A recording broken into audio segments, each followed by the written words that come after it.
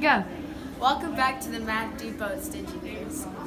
And today we're going to be teaching you how to advance your math with equations.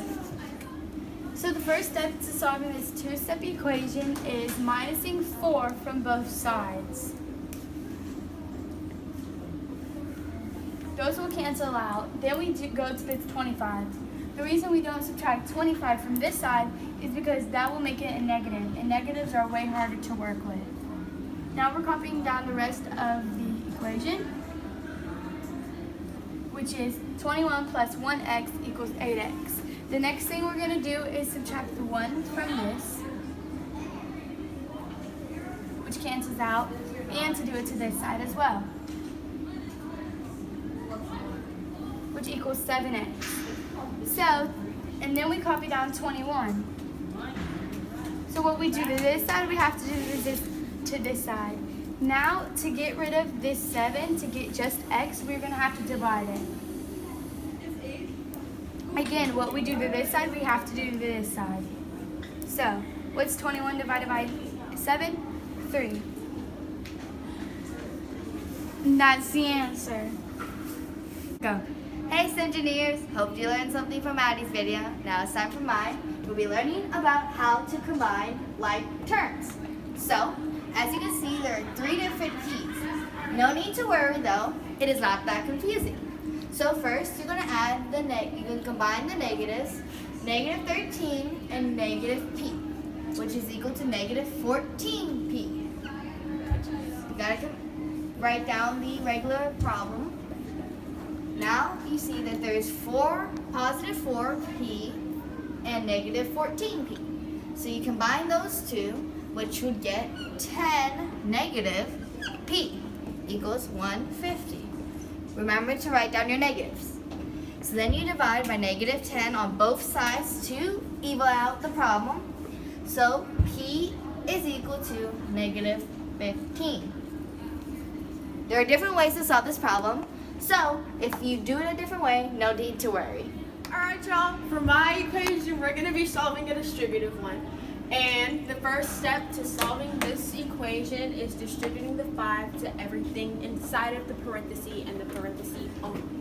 So you're going to make the 5, and then 5 times 4n equals 20n. Bring down your minus sign. And then 5 times 4, obviously again, is going to be 20. Bring down the rest of the equation. Then, turns into a simple two-step equation.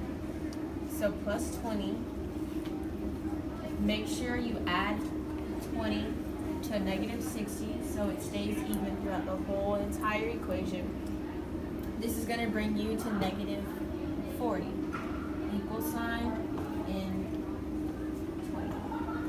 Then you're going to divide both sides by 20 so you can isolate this.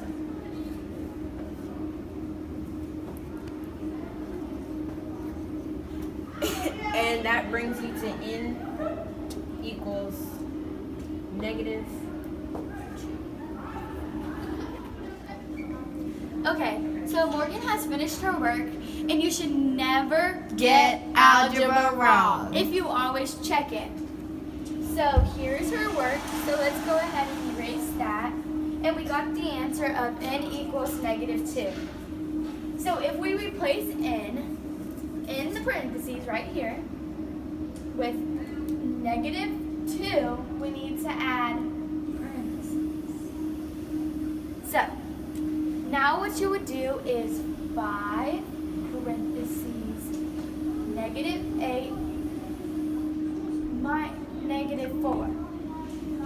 So then what you would do is copy down the 5 in parentheses, which equals this is negative 12. Equals, and these both equal negative 60, which we need to bring down from the prior equation.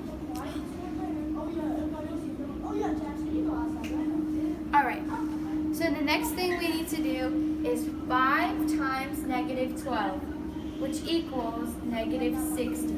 Negative 60 equals negative 60, which means this is the correct answer. That concludes our video, Stingeonaires. Come back next week for a brand new video.